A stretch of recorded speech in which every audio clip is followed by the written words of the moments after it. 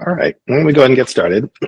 My name is Tom Peterson. I'm the CEO of Blackbird Health, and I am a Virginia local.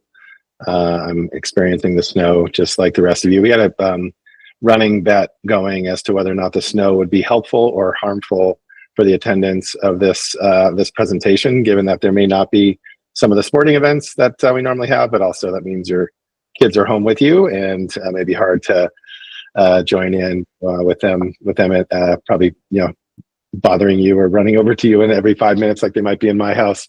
So we appreciate your time tonight. I think it's a timely topic, given that if it's anything like our house in your house with a couple of snow days in front of us, we will be struggling with the amount of screen time to provide for our kids, given that sometimes that feels like the only opportunity to get a break. And so I know that we'll be wrestling with that decision over the next couple of days with the kids in the house and not in school. And so we really appreciate it. I'm going to hand it over to Nick in a second, but I wanted to start just with an introduction to me, why I'm involved in Blackbird, and how that leads to our kind of clinical model and how we do things, and just a brief infomercial about Blackbird, and then I'll hand it over to Nick, who's our expert, and we'll talk you through the material tonight.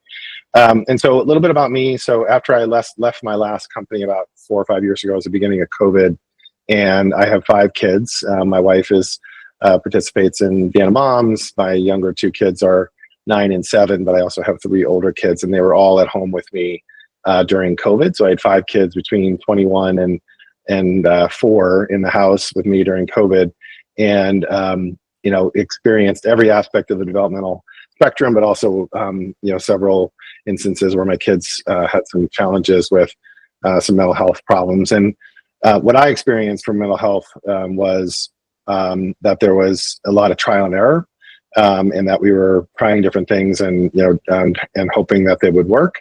And so I actually went in search of a clinical model that would address this issue of trial and error. And that's when I was introduced to Blackbird Health. And so what Blackbird does is really, we're a mental health practice, pediatric adolescent mental health practice that started in Pennsylvania, but we now have a location in Vienna as well.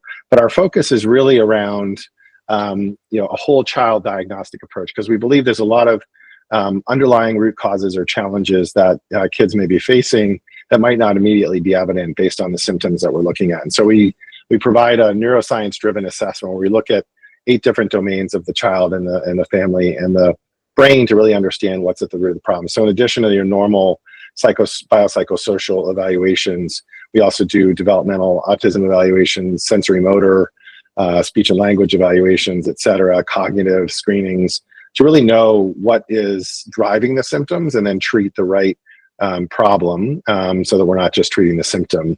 And that leads us to be able to provide a really precise plan of care and deliver that plan of care with clinicians that are both in person and virtual here in Virginia, based out of our Virginia clinic. And then we are really evidence-based in our clinical approach, and we measure outcomes. And as we are progressing with care, we will make modifications to that treatment plan depending upon how the child is progressing. So we do the full range of assessments, from psychiatric evaluation, autism evaluation, speech and language, cognitive, developmental testing, including autism evaluations. And then we provide a whole range of services, from medication management through various types of therapies, including play therapy, executive function coaching, et cetera, both out of our clinic in Tyson's and then also virtually. And so Nick is one of our clinicians, and I'm going to hand it over to him. But I was one of the primary reasons that I joined as CEO was because of the impact that the clinical model had on my family. And I had a daughter who was struggling with treatment-resistant depression, and a son who had been kicked out of 3 different preschools. And it was really through this, what we call understanding first approach, that we were able to really address the right root cause of the problem. And so one of the first things I wanted to do was bring this incredible clinical model to our community, which is why we launched in Tyson's Corner. So I'm thrilled to represent Blackbird in the community here and also in this presentation. But I will hand it over to Nick, who is your guide for tonight and the expert on the topic of social media. So Nick. Thanks, Tom. I appreciate that. That's a heck of an intro. So, hi, everyone. My name is Nicholas Mediate. As Tom said, I'm one of the therapists who work here at Blackbird Health. So I'm licensed in professional counselor. So I'm licensed in the state of Virginia and a few other states as well. I've been working in the mental health field since I graduated college in 2016. My background, coincidentally enough, is in technology. When I was a teenager, I would travel for video game tournaments. If any of you guys are familiar with Street Fighter, I had a big personal development and growth through using things like YouTube, where I lost a lot of weight. And so I know I have experience with a lot of the good sides of technology and screens and stuff. And also just in my research and working with clients and personal research that I've done, I know there's also some downside as well. So part of our presentation tonight is to give you guys sort of the lowdown on the impact of screens and social media, how it impacts us, both positive and negative, and the things that we can do to make sure that we can maximize the positive benefits and minimize the negative benefits. My partner in crime, Taylor Smith, she's also incredible, licensed in Virginia, supposed to be with me tonight, but unfortunately got snowed in like you guys, so she couldn't be here, but she did do a heck of a lot in contributing to the seminar that we're going to be doing for you all, so she deserves a lot of credit. But with that, we'll hop right in and we'll start taking things one by one. So first question we want to ask is social media bad? Is the big boogeyman that we hear in news articles that we read, and maybe things that we read online or watch on TV, like that's the ultimate question that we're going to pose. And the answer is that it has positives and it has downsides. The answer lies somewhere in the middle. And so there's both rewards and risks that we want to gauge whenever we're using this tool, or really any powerful tool. So the number one really big impact of social media and screens is the sense of community that can create. So we see this especially in our post-COVID world, like after 2020, 2021, where we just were inside for long periods of time, some shorter rather than longer, but depending on where you guys live. And so kids especially, and even adults too, got used to having our communities online. Like parents, I'm sure you can attest to the fact that, your kids probably don't want to go out maybe and see their friends as much as we used to do when we were young. Right? When I was young, we used to go to the mall, we would go to the movie theater, we go to the arcade shop, hang out, talk to friends, and kids don't really seem to do that anymore. I'm sure you heard your kids say, hey, I'm just going to talk to my friends on Discord, or we're going to play Fortnite, or we're going to do this on Snapchat or whatever. And to us, that might seem totally alien, but to them, that's the new way that they're creating community and they're interacting with their friends online. The second connected to that is also with self-expression. So online, we can find community building platforms on just about any website possible, right? Facebook, Instagram, all that stuff. I mean, even you guys, right? Vienna Moms, you guys were able to organize on Facebook and got all together and rallying around a common cause because you thought something was important. You joined up, and now we're all here together having this talk together because we care about our kids, right? So it's really powerful to be able to build those communities, especially for ones that have really niche or really kind of like out there, really obscure or weird interest. Like I don't know if you guys have walked around Target lately, but whenever I walk around the toy section, I always see these really incredible like Lego sets that they have, and I always get drawn to the ones that are of flowers and bouquets you can make. Like you can make baby's breath and roses and tulips and all that. And if you're a person who really likes to build bouquets out of Legos, there is a community out there with a very large community, and I've never looked this up before, and I can guarantee you that it's out there, who like to build bouquets of Legos, and that's just their thing and what they like to do. And so you have a really niche and kind of out there interest. You can find acceptance and community for that pretty much anywhere online, just like you guys have done today with Vienna Moms. Now, of course, access to resources, right? I mean, if we look at our phone, it's multiple things in one. It's a phone. It's also an entertainment device. And it's also the Library of Alexandria, and it collected works of pretty much the entire recorded human history ever in existence. And it's just a little tiny 6.7-inch thing in our pocket, give or take, an inch or two, which is absolutely incredible. So we have access to communication, information, everything that even just like 30 years ago we couldn't imagine was possible. So it is an incredibly useful tool.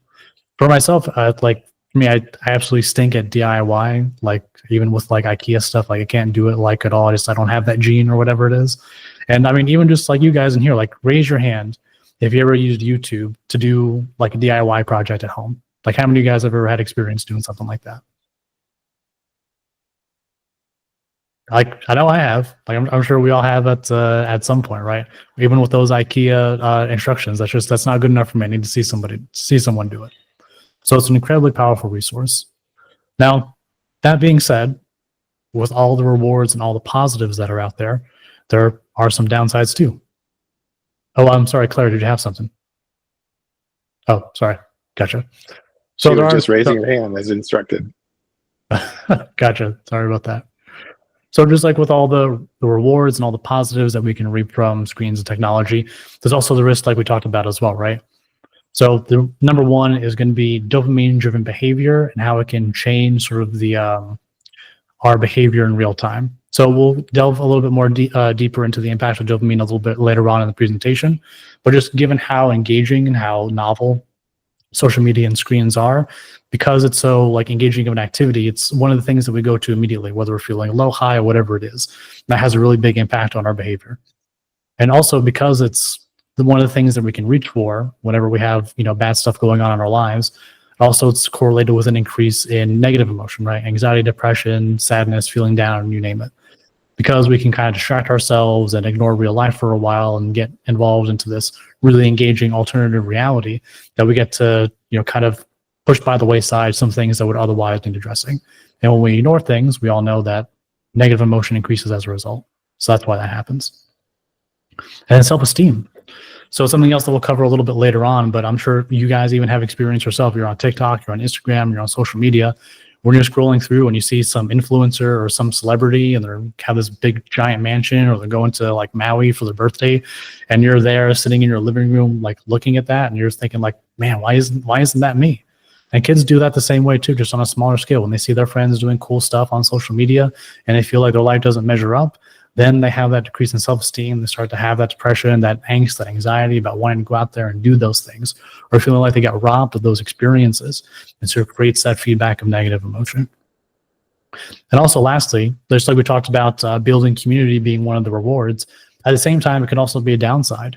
One of the downsides of being able to have those online communities is that it's a very safe way to have impactful social interactions with people. But often comes at a downside of building those in-person social skills, because we're spending all our time online. And when we're used to having online interactions that are very safe, we're in our room or we're in our living room, sitting in our chair, feeling uncomfortable, that is in comparison to, let's say, going out and talking to someone at your school or when you're out and about, that's a lot more scary in comparison. And so because we're used to having that easy access to social activity, we're not always keen to then build our real life social interactions as a result of that. Something else you guys may be more aware of, right? A lot of articles about this, about the increase in cyberbullying. So if we kind of go back to our example where, back in our day, we were going to the mall and hanging out and stuff. If we had a problem with someone at school, as soon as school was over, we get home and it's done, right? It's like, oof, I don't have to worry about the bully or someone calling me names or whatever it is. But that doesn't happen anymore, right? When you get home, they're on social media and that can continue. Versus if they're posting online on Facebook, or if they have like a private group chat and someone's spreading rumors around, all those, that's just an extension of the bullying that's happened at school. And kids, oftentimes lacking in boundaries or like not knowing how to combat these things, feel like they're a prisoner to it. And they feel like the bullying is going on 24/7, which then exacerbates the anxiety and depression that we talked about before. And then, of course, lastly, we have privacy concerns. Again, I'm sure something that you guys are aware of reading in the news, right? Social media data harvesting is, at least for some sites, on how they make their money. And so having your information out there, and even your kids' information, with companies having access to it that you may not even be aware of. And so there are obviously privacy concerns there. And of course, if your kid is on like Snapchat or anything like Instagram, there are ways where, messages get deleted, or they find some ways to kind of hide their history. And so if you're going and checking that, sometimes it can be hard to really get a crumb trail as to like what they're doing and what they've been doing online. So now some of that sounds scary. And also one thing that I wanted to kind of make clear on our stance here is that we're talking about the benefits and the positives of screens and social media. We're not Luddites. We're not saying that we have to, go outside and smash our phones or throw it into the Hudson River and, go back to on farmsteads with like cows and chickens, although that's actually becoming more popular these days, funny enough. But we are saying that these are powerful tools and there are benefits from them that we can reap, but there's also downside as well. And so we're going to hit you guys with the downsides and let you know, like, hey, these are some things that we want to look out for. We're not saying that this is a bad thing in general. So as we're talking, it's going to be normal for you guys to maybe have some, your BPMs, your heart rate go up a little bit. That's totally normal. Just stick with us. We're going to get to the end, and we'll talk about how we can get a handle in reducing some of these negatives. So that'll bring us on to our next one, as to going over like why this stuff is addictive, right? So we kind of touched on those negatives, those downsides, what exactly like why these things are. Now we're going to go into here a little bit more detail. So remember when I was talking about anxiety? That'll probably be spiked during this part. Just hold on with me, take some deep breaths, and then we'll get through it together. So one of the big things is going to be that dopamine-driven behavior. And a key part of that is something called the opponent process theory. So this was put forward by Dr. Anna Lemke. She is a psychiatrist out of Stanford, and she's actually the head of their medical department now. She published a book a few years back called Dopamine Nation, which goes into the impact on the brain chemical dopamine and how it interacts with addiction. And she has pays special close attention to the impact of social media and screens and how that impacts dopamine and behavior. So her opponent process theory states that, in general, as human beings, there's sort of like a middle ground that we like to be at. And that's kind of affected by both internal and external influences. So one great example that I love is like, let's say your child has a sleepover, right? You know, they're going over to their friend's house and having a good time. They're staying up late. They're eating cookies or playing games, right? They're doing all the stuff that they wouldn't be normally allowed to do and having a great time. And then when you go and pick them up and your guys are on the ride back and you're asking them like, hey, how was the sleepover? And there's kind of listless in the back. And there's like, it was okay. And you're like, wait a minute, what are you talking about? It was okay. I know sleepovers are like the best thing ever. Those were always the things that we were looking forward to when we were young. Like, what's the matter? And that's that opponent process theory at play. Because they had such a high from that experience at the sleepover, because that's like the pinnacle of experience when you're a kid. There's that come down period, that adjustment from that high of dopamine they were experiencing. And that's going to be in ordinance with the amount of pleasure they received, right? If you guys are familiar with drug use, right, that's an even higher high. There's always that come down period or that period where they didn't have to recover. And that's, taken to a different degree because, drug use and everything. But it also works on smaller scale as well, right? Even with something as simple as a sleepover. There's that come down period where we're going to be a little bit more irritable. We're going to be a little bit more quick to react and not as maybe calm or at peace as we normally would be. That also works on the opposite end of the spectrum as well. Whenever we're feeling down, we're going to then reach for the things that then bring us up, right? And so in this case, it's going to be usually some pleasurable activity. And so because social media and screens are so novel, we actually experience both sides of the opponent process, where if we're feeling down, it's one of the things that we reach for immediately because it's so available, so easy to access, and so incredibly engaging. Then on the opposite end, if we're using that all the time, then we're always going to have that come down period because we're having such an enthralling experience, because our brain is getting so flooded with dopamine because of what we're using, that we're going to have that really long come down period where we're going to be irritable, we're going to be short, we're going to be not ourselves, but because of how much and how often we use these things. And kids aren't adults aren't immune to this as well. Kids aren't the only ones who fall victim to these. My wife loves TikTok. YouTube is my social media of choice. And I know that I get sucked in doing these things longer than I expect to. And if I'm spending an hour on YouTube and my wife is spending an hour on TikTok and she gets off of it, I know that we're not going to be the same person than we would be if we weren't on those things to begin with. It's incredibly powerful. And so these are all things that we want to look out for and to be aware of, both for in ourselves and our kids when we're engaging in these sorts of things. Also, just another quick question, because I know this is really big. For you guys in the audience, moms in the audience, how many of your kids play Fortnite?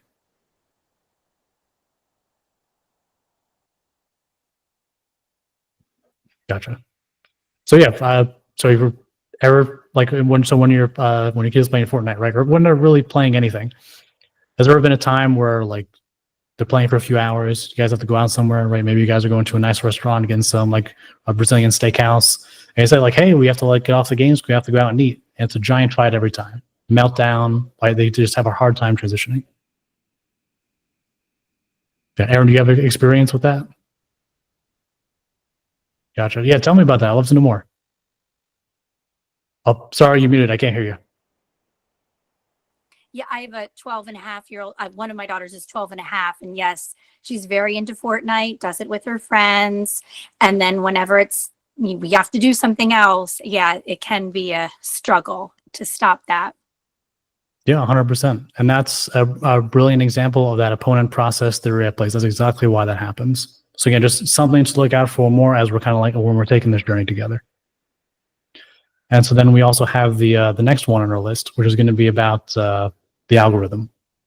So again, something that we're hearing more and more in news articles today, whether you're watching TV, reading online, the algorithm, the universal editor. So also just a show of hands. I know maybe some of your guys are losing blood in your hands at this point. How many of you guys know about or have watched The Daily Show with Jon Stewart?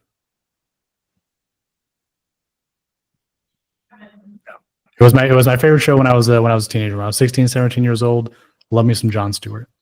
Now the thing is, when I was that young, I didn't realize that what I was watching wasn't exactly real. Right? I thought what Jon Stewart and all his interviews and stuff like that, Colbert Report, same thing. I thought they were being 100% legitimate, right? Because for me, right, I didn't know that editing was a thing, and Jon Stewart is the most trusted name in news for a reason. So for myself, it wasn't until I got to college and my roommate was a film major, and I would help him do some of his like fan films for some school projects that he had, that I learned about the power of editing and how like he would take the hours and hours of footage that we would have and film together, and then he would cut it up into like these just couple minute bits, and it totally transformed what we were doing. Because if you guys saw the whole thing, you would think we were just a bunch of like idiots with a camera not knowing what we're doing. But then with editing, it transforms into this very professional, pristine like product that you get at the end of the day. And it wasn't until then that I realized, and my brain collected, and I was like, oh, those really like heavily edited interviews on Daily Show probably weren't exactly indicative of what was going on in that interview. And how that connects to algorithms is because that's exactly what algorithms do. They edit our experience. If you and a friend ever compare like your Instagram or your TikTok pages, and you kind of go through each other's content, it almost is like completely different websites. The algorithm learns what you like and what you don't like, and it learns it very quickly, to the point, like we said before, if we look at somebody else's Instagram page or Facebook feed or TikTok feed, it's going to look like a completely different website. And so what happens is that it edits the content so that you really only see what you like, but then occasionally it's going to throw you a curveball. It's going to show you something that you really don't like, or something that you might find like objectionable or abhorrent. And then what that does is it spikes an emotional reaction in you, right? You feel disgusted, you feel angry, you feel upset, like, oh my God, why is this happening? Why are they showing me this, right? And that's done on purpose. Because what happens is, the more that you have an emotional investment in something, whether that's a positive or negative emotional investment, doesn't matter, the more likely you are to stay on platform and engage with whatever it is that you're using. And time spent on platform is the number one metric that leads to monetization or sales, like however social media companies make money, whether that's through subscriptions, clicking on ads, buying products, whatever it is. That is the number one metric that they use in order to extract money out of people who are using the service. And so with algorithms, what they do is they learn what you like, learn what you don't like, get you emotionally invested by showing you things that you don't like and a lot of stuff that you do. And that's what gets you to stay on platform. And so with kids, that's also especially harmful because they don't have the insight, like I didn't have the insight about the Daily Show not being, a heavily edited, scripted show, that what they say is like the truth. And there's also a lot of context or other information, other content that's hidden from what they see, so they're not going to know about. And they won't have the insight to know that there might be something behind the curtain, right? Just like how the Great Wizard of Oz, right? You open up the curtain and it's a lot different than what you see on the surface, where there's this big scary creature, and at the end it's just, a short old dude with a pocket watch. And so here, this is also something that we want to be more knowledgeable about, keeping an eye on as we're going forward throughout our journey. So algorithms is something that we want to keep in mind. And then in terms of kind of emotional drivers, going on to our next one is going to be about the fear of missing out, or FOMO. That's also another big emotional driver that what gets people to stay on platform. And I want to start a couple ways. So we take the example of like Instagram, for instance, like we talked about before. When we're seeing people post these lavish lifestyles on social media, and then we feel like we're missing out on whatever experience that we're getting, we feel like that our life doesn't live up to, or we're feeling like we're not doing enough, or we should have that. And it creates that cycle of anxiety and depression that gets us to engage more with the platform, because we feel like if we post more, if we try making some more interesting content, that maybe our life can look like Ryan Gosling's life when he's out with his wife in the Bahamas or something like that. But it also works in other ways too, like even on a shorter scale with our kids, right? They're on social media, they see their friends post, and because interacting online is one of the main ways that kids build a relationship these days, if they feel like they're not constantly online, they feel like they're missing out on the experience. Right? It'd be like the equivalent of us back 30 years ago, where if someone's giving us a call, be like, hey, we're going to go to the mall and we're going to see, Die Hard at 6:00, and we don't go, we feel like we're missing out on that experience. Versus kids, because always active all the time, right? Social media doesn't go to sleep, it doesn't go to bed, it's active all the time. If they're not seeing what's on there, if not responding to what's on there, they feel like they're missing out on an experience with their friends and people that they care about. Video games, it also works very similarly, but in a slightly different way. So I know I asked about Fortnite before, but this is also present in some other games as well. Pretty much any multiplayer game that you play. There's a feature, a very popular monetization feature called the Battle Pass. And what it is, it's like a marketed sort of like a great value. You pay $20 and you have 100 in-game items that you can get. And they look really cool, right? But yet the thing is that you have to earn them. And so for a battle pass, there's usually about 100 levels. And so you have to earn 100 levels in order to get all the items, right? You get one item per level. Now, the thing is, it takes about 1 hour of in-game play time to actually earn an item in Fortnite or any other game. And the other really devious thing about it is that it's time gated, meaning that you only have maybe a month and a half to 3 months to earn all the items in the battle pass. And if the time limit runs out before you earn all those items are gone forever, never to see the light of day. So it's not like you keep the items that you purchase, you buy it, you then have to influence the time or put in the time in order to earn those items. And if you don't, then you miss out. So you ever, like, your kids feel like always like needing to play Fortnite or maybe some of these other online multiplayer games, is because they have to constantly put in the time in order to earn the items that they pay for. So it's not like us, we go to the store or we go and we buy something that we have it. It's like the equivalent of if I went to like a shoe store, I buy a pair of shoes, and then at the start I only get the laces, and then how much time I spend in the store, I get more of the shoe, which is totally counterintuitive. And so the main emotion that these systems are preying on, both in video games and social media and elsewhere, is the feeling of anxiety. The feeling that we're missing out on fun experiences with friends, the feeling that we're missing out on free items that we would have earned otherwise, not being able to show off some cool things in games that maybe some of our friends had because they put in a lot of time, or they just paid more money to get those items. And so because that anxiety is there, we feel like we have to constantly engage. And again, going back to our other example, when we're more emotionally invested in these things, we spend more and more time on the platform, which then causes us to spend more time than we would otherwise, which then triggers that opponent process theory, which then gets us to feel worse afterwards because of how engaging these things are. One other thing I wanted to touch on real quick is also the impact of groups and echo chambers. So like we talked about before, there are great community building platforms. You guys have a great community with Vienna Moms. And the two main websites other than Facebook that are really good at this are things called Reddit and Discord. And if you have kids, you may have heard them being on these things. And if you don't know, Reddit is basically a giant forum for pretty much any and all topics that you can possibly think of. And Discord is a computer program, which is very much the same, where you have servers that you can go into. There's a forum-like structure, and then there's also like chat rooms that you can go into, right? Kids use them to talk with friends when they're playing games, or just to like kind of hang out and talk online. And the thing about these things that are really phenomenal and great is that they're great at being able to build those communities from the ground up. And they're great ways to, like, you know, if your kid's part of like a marching band group and they want to get together, they can do that and like talk with their friends in a really nice environment. But the negative thing about this is that there's also communities that enforce negative behaviors. So something that's also been something that we've been really paying attention to with some of the clients that we've had lately is clients exposed to like pro-anorexia content on some of these websites, because they maybe get the idea somewhere about their body, they are exposed to something on social media, and then they go and search that thing up, and then they can find a community for that on Reddit or Discord or somewhere else where there's a group of people who are actively advocating for and reinforcing those negative behaviors. And that's caused a lot of issue for the clients that we work with. We have some people that work with eating disorders, and that's something that they've seen. And so there's a dark side to these things. And also even private spaces that we make, like I gave the example before about someone, you know, in an after school activity, they have a Discord group together, they're all getting together and talking.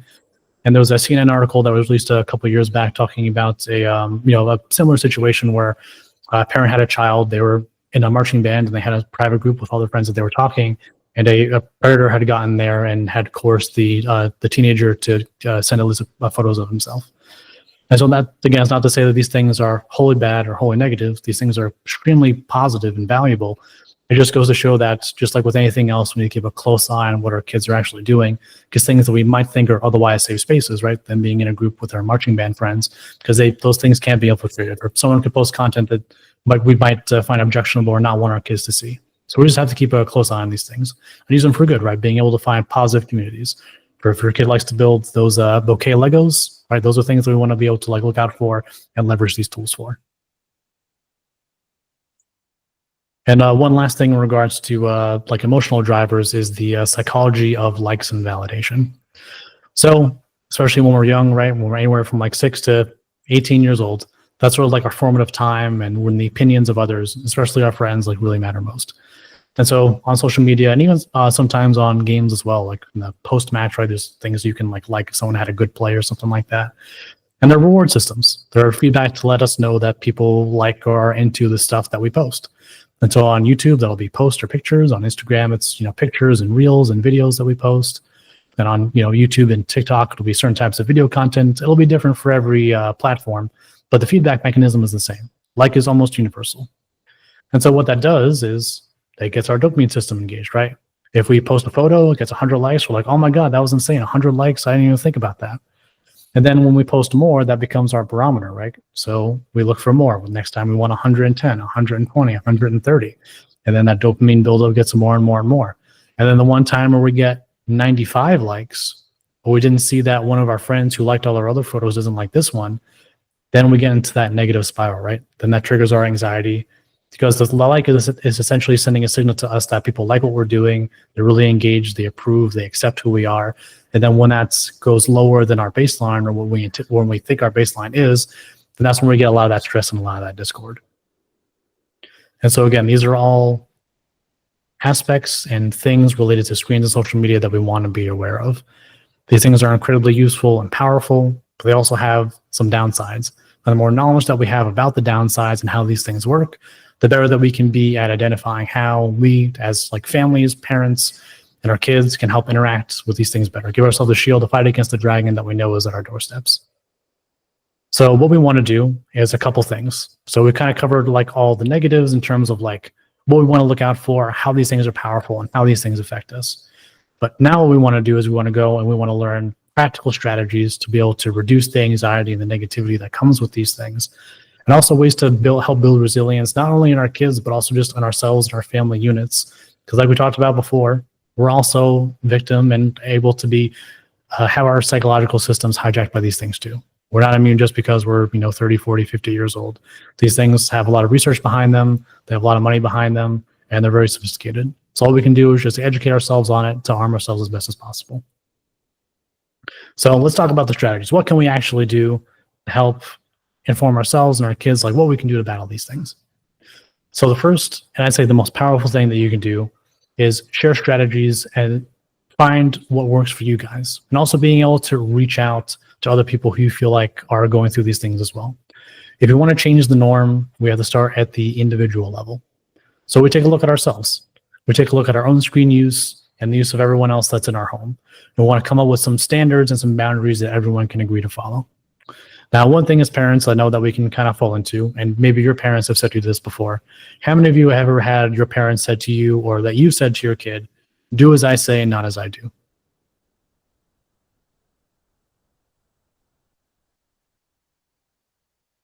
I think everyone should be raising their hand for this one. If you didn't, you have like the best parents in the world. I wish I had your parents. And so we all know, like, we're all human, right? We're not Superman. We have strengths and we also have weaknesses, and we falter. And that's sort of like what we say when it comes to our kids, because we know that we're not always going to live up to the standard that we set to ourselves. And so when we feel like we falter in front of our kids, we say, do as I say, not as I do. Don't follow my example here. And I have great sympathy for that. I think that's something that in the worst case scenario, at least we can point out, let's say to our kids, like, hey, let's not do this. Now, when it comes to technology and when it comes to screens, that's not going to fly here.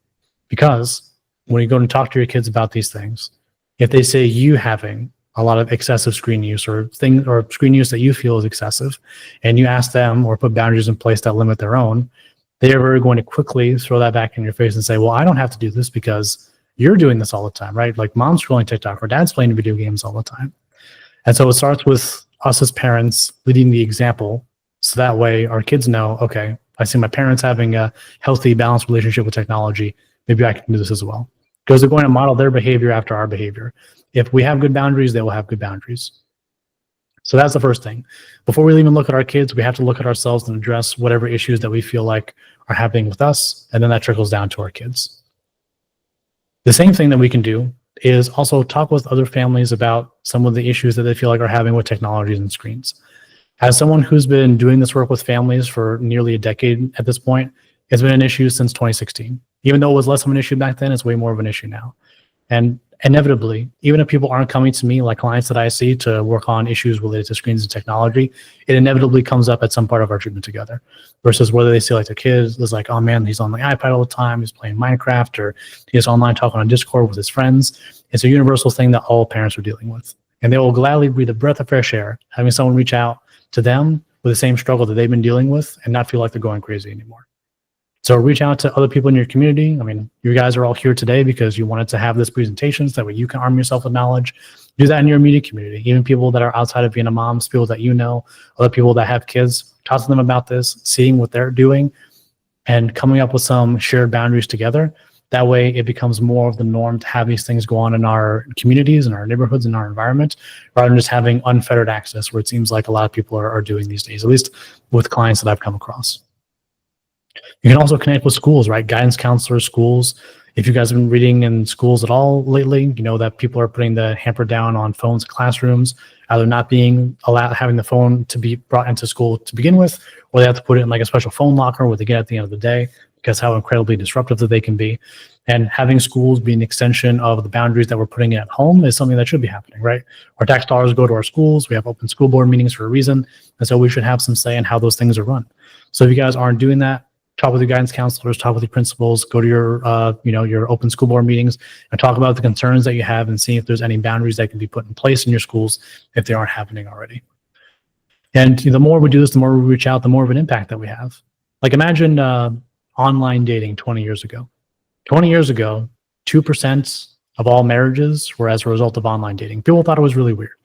If you asked someone in 2004 that met someone off of eHarmony, it was like kind of crazy. Like I was like, oh my God, really? Like you met someone off of eHarmony? That's so weird.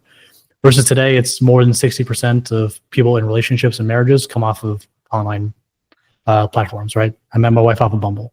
It wasn't weird then. It's not weird now. And so the more that we talk about these things, the less weird it becomes for us to then start putting boundaries in place at school, at home, in our communities around screens and technology.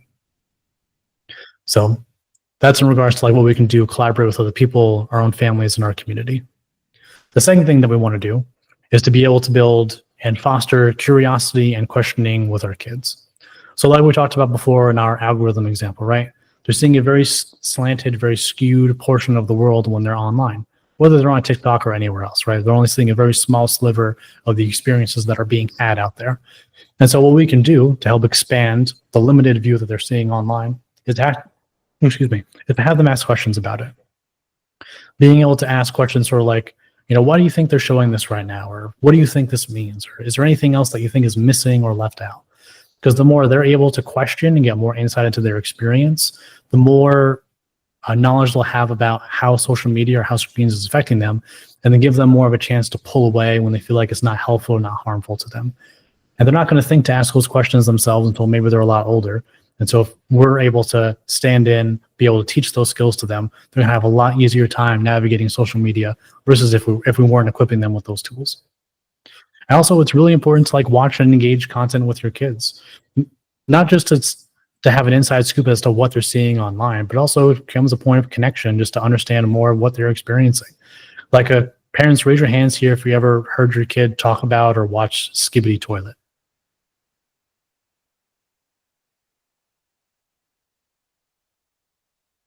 Right?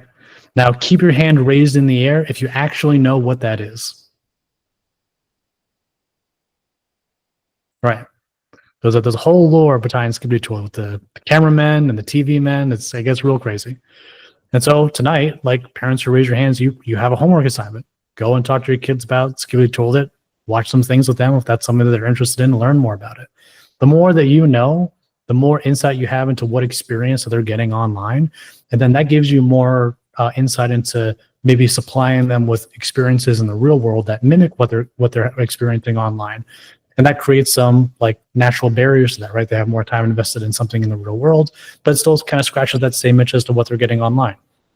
Whether that's Skibbity Toilet or video games or social media, the more insight that we have, the more insight that we give them, the more opportunity that we have to find alternatives to those things. Oh yeah, Jess, C, go ahead.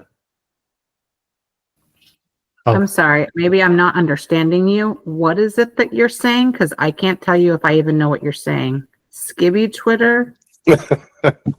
Gotcha. No, sorry. So I was skibbity toilet is sort of a very popular meme Skibbity online. toilet. That is not the word Yeah. I heard you say. Okay, so yes, I know what that is, but I'm like, I can't tell you if I know what you're talking about because I can't understand. Okay, got it. My son Gotcha. Wells was a skibbity toilet for Halloween last year, so he was all about skibbity toilet for sure. Yeah, sorry if my pronunciation was out there, but yes, it's for those of you who don't know, it's a very popular meme online on YouTube and TikTok that a lot of kids watch. There's a kind of a crazy story behind it. It's very irreverent. So even if you haven't heard your kids talk about it, just to look it up just for yourself because it's pretty weird and hilarious.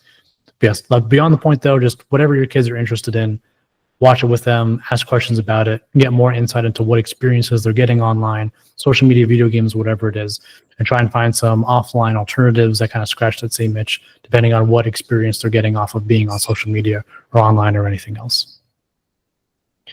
So also, last thing is that the best example of someone exhibiting a fulfilling and well-rounded life is you guys.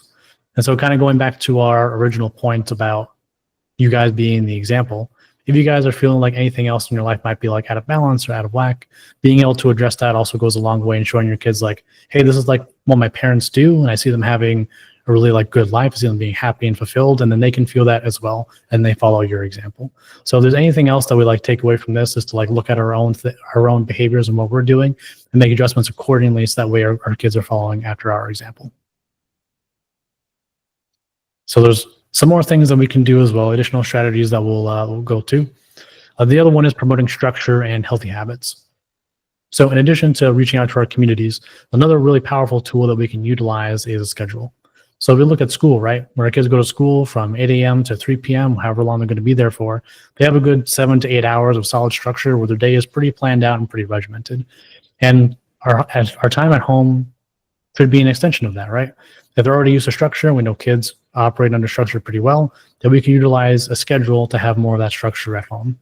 And the really good part about that is when we have things down on paper, like we have them on a calendar or we write them down, according to the research, we're much more likely to follow through on those things than if we just kind of put them out there in the ether or say that we're going to do them.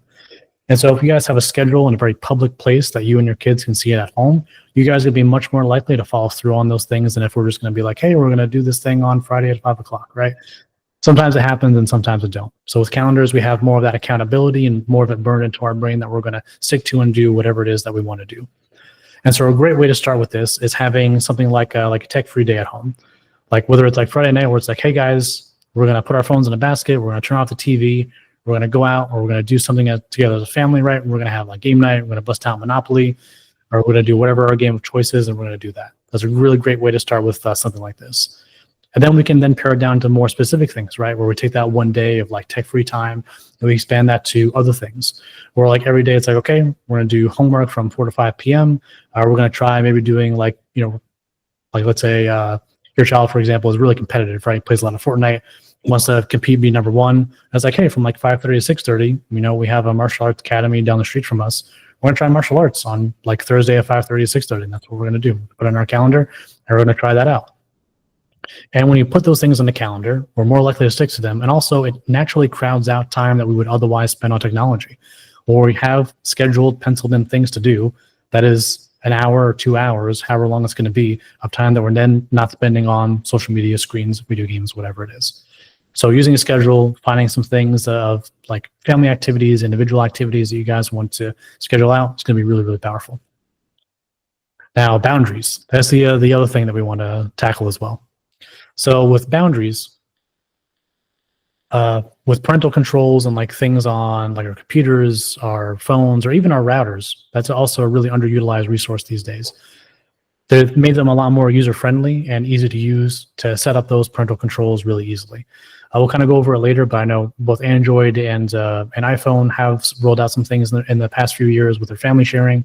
I think it's called a little bit different, Family Link on Android, I believe, in order to make like leveraging using parental controls on like the kids on your account really, really simple.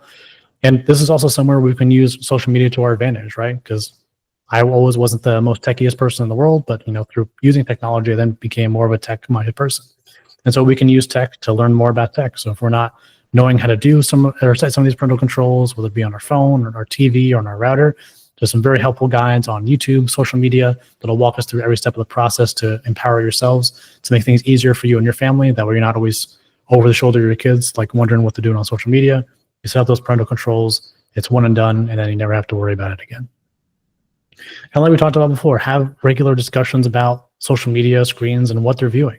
So if you don't know what it is they're viewing on TikTok or what their friends are talking about, ask about it. Watch those videos with them. Watch that content with them. So that way you have more of an insight. And also help your kids set their own limits to foster independence. So when you guys are first talking about setting those boundaries at home, we know immediately off the bat, especially if our kids are older, that we're going to get a lot of pushback from that. So the more that we're able to involve them in the process, that way they have some buy-in, even if they don't ultimately like it at the end of the day. They're going to be more engaged and feel like they have some skin in the game versus if we're just coming in saying, hey, these are the rules and, like it or suck it up. So talk to them about it. Talk to them about how they feel when they play video games for 3 or 4 hours at a time and see if they can really gauge how these things are affecting them and then involve them in that boundary making process, whatever that's going to look like for you and your family. All right. So those are all the tools that we can use. And I also wanted to give you guys some insight and also just kind of a sneak peek into some things that we use in the therapy process. Whenever people are coming through our doors dealing with these issues or other issues, these are some universal things that you guys can take home with you and implement at home to figure out how we can kind of take that to the next level in terms of getting a better hold over technology. So first is going to be just figuring out what boundaries there are. So there's 6 types of boundaries, right? We have physical, material, time, and so on. We have it all listed in that in the image to that left there. Now, how it works is that we want to have conversations around what these boundaries are and what the expectation around these boundaries are. So we want to figure out like what exactly we want these things to look like in each of these realms. So these things are applicable both online and offline. So we can use them in our real life interactions, and we can also use them when it comes to screens and social media and games and stuff like that. So we want to figure out like where people are comfortable setting boundaries, or even if our kids know what boundaries are, this might be a conversation where we kind of introduce that idea for the first time, and also give them power to be able to set their own boundaries. And we kind of do this in informal ways as well, right? When our kids are young and they're having friendships for the first time and they have some discord going on in the friendships, we don't talk to them about things that are acceptable and not acceptable to people that we're in a relationship with, right? If someone's like picking on us and calling us names every day, maybe that's not the best person to be friends with. And so we're doing that to a level already. We're just expanding that and making it more explicit with the conversations that we'll be having. Figuring out where we're comfortable setting boundaries, where we're uncomfortable setting boundaries, figuring out what that can look like and how we can make it easier for not only our kids, but for us as well, to be able to set those boundaries more consistently. And so how this is going to look like is we're going to be able to have them show that they are ready for that responsibility. Because when it comes to dealing with things online, social media, games, we have to have really powerful boundaries. One example I'll give, I was working with a 12-year-old boy, and he plays Fortnite. He talks with his friends on Discord, right? They get into a Discord chat, they talk online. And so he was shown a picture of something inappropriate by one of his friends. And so we had to talk about that in session, right? About like, hey, like, what are the boundaries that you and I we want to set when these things come up? Because he was really bothered by it. And he and his parents had talked before about, seeing inappropriate things online and talking to them about it. And so that brings us to kind of our next skill down here in regards to dealing. Hey, Nick. Yeah. Just given the amount of time, I'm wondering if we might be better just seeing if there's a question or two that we can answer. And then we can wrap it up with one last slide. I just think realizing we're coming up on time, and I want to make sure there's an opportunity for questions. Would that be okay? Yeah, that's good. I mean, I know we're kind of covering most of this, and we have one at the end, so I know we're about done anyway. So I guess I'll quickly wrap this up, and then we can do questions after. Is that okay? Just like for one more minute? Yeah, that's fine. Gotcha. So these are just like regimented things that we can utilize, because when we give our kids systematic tools that they can use, it goes a lot better than we just say, hey, let's just like have good boundaries or set these things. So these are what these tools are for. And then if we can just scroll to the very last slide real quick. We talked about a bunch of different skills that we can utilize, and these are some immediately actionable things that we can do now. So now we're kind of short on time, so don't read through these things individually. But if there's anything that you guys do take away from this, the most important thing is to just talk with people in your community about this, and talk with your family about boundaries that you guys think are appropriate, and be able to talk with your kids about the content that they're seeing online. If nothing else, those are the key takeaways from this. So I really do appreciate you guys being here. I know it was a little bit long-winded and we got started a little bit late. But I really appreciate you guys sticking around. If you guys have any questions, we'd love to take them now so we can help support.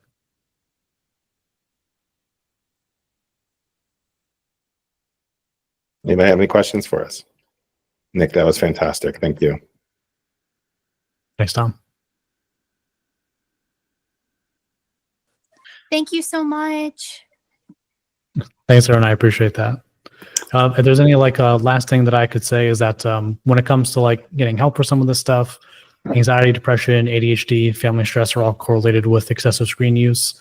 And so if you guys feel like you're struggling with this or your kids are struggling with this, we're at Blackbird as an organization. We work with kids and teenagers all the time. We work with families. That's our specialty. And so being able to address any of those things is also going to go a long way to be able to address screen use as well. Go ahead, Jackie. Yeah, Jesse, go. One of the questions I don't know if you guys want to cover, or I didn't hear it during the presentation part, is really about kind of age appropriate, how to ease into social media. Obviously, I don't know if the answer is going to be no until you're 18 versus, how do you kind of let kids learn a little bit with having some safety features kind of thing, some safety nets, I guess is the word. So I was just wondering if you wanted to talk about, and I guess we're talking about social media, but I don't know if this is really like online safety, also online stuff in general, not just social media. Yeah, no, that's a fantastic question. So there's kind of two approaches to it. So the first approach, Jonathan Haidt is a psychologist at NYU. He wrote a book called The Anxiety Generation, which talks about impact of social media. And so he recommends not having social media till as long as possible, 18 being the absolute latest on that. Now, I know for us, Kat's kind of already out of the bag with our kids being exposed to that, or we don't feel like that's the right approach and we want to kind of baby step our kids into experiencing social media. And so I'd say the safest way to doing that is to go with the kid or teen version of a lot of the apps that are out there. Instagram just this past year released Instagram Teens, where it's only for teenagers. And they also have some automated ways where if kind of teenagers are gaming the system or if they're on the real version of the app, they're automatically driven towards the teen version. So I'd say look to see if there are any kid or teenage versions of the apps that your kids are interested in using or that you want to expose them to. And that's a great way to start kind of tiptoeing safely into the realm of social media. Does that answer your question, Jess? Yeah, I think actually the book might be more easily, it's hard to just say just the teen things. I think that's the hard part, is that it's hard to, kids are very smart on how, you can have a lot of parental controls and they can still get into things. Absolutely. And it's never going to be perfect. For better or worse, our kids are going to be always one step ahead of us when it comes to this thing, unless we have a career in IT, because there's always going to be a backdoor or array around something.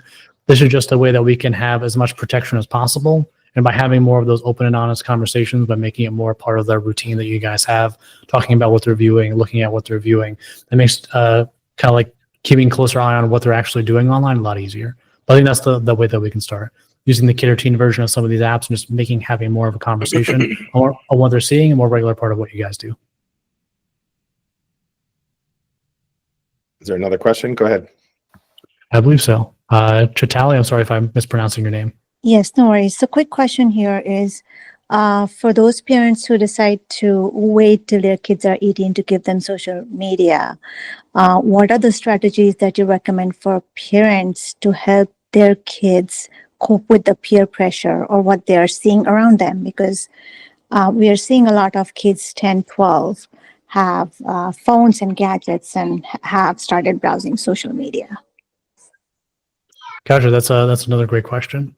So ideally, we want to be able to talk to some of the people that we have in our community about kind of what we're seeing, so we can get more on the same page. But as you said, right, that's not always going to be the case when it comes to maybe we're moving into a new area. Our standards might be different in regards to technology use, and your kid might be the odd one out if the rule is, hey, no social media until 18, and everyone's got Instagram and Snapchat. It's like, what do we do then? And something that I recommend, because I work with a few clients who are kind of in that boat, is to kind of lean into the fact that they're that person. So like a lot of times that'll be the subject point of like ridicule or shame from their peer group, but it can also be a point of strength as well, like saying like, and some people, one thing I forgot to reference earlier in our presentation here is that kids a lot of days are becoming more aware of the negative consequences of social media. And just like how you or I might be self-aware about like when we're scrolling on TikTok or YouTube for an hour and we feel worse afterwards, kids are also becoming more aware of that as well. And so for them, they can just say, they can say, or even some of their friends might recognize like, hey, like you're not kind of shackled to the same things that we are, right? And they're able to kind of lean into like their identity as like, hey, I'm not a person who's on social media. Then whatever ridicule they're getting thrown at them will kind of just fly off because they've kind of adopted that as part of their identity. I know that's more easier said than done, of course, and a lot of that can be bolstered by you guys having conversations about it. But ultimately, like just leaning into the fact that that's something that they do or don't do in this case is going to give you a long way in being able to fling off some of that ridicule they might be receiving otherwise. Does that answer your question? It does. Thank you so much. Thanks. No, thank you for the question. It's a great question. All right, so we are at time, and I know you guys probably have a house full of folks. So thank you again, Nick. That was wonderful content and incredibly insightful and filled with personal experience. So thanks so much, and thank you all for your attention and participation. We really appreciate it. Now, I hope you guys enjoy the snow. Yeah, thank you all.